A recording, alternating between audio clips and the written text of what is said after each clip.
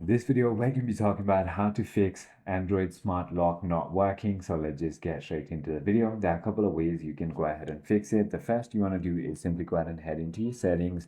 Then you want to simply go ahead and look for security. And inside of security, you want to look for more security settings right over here.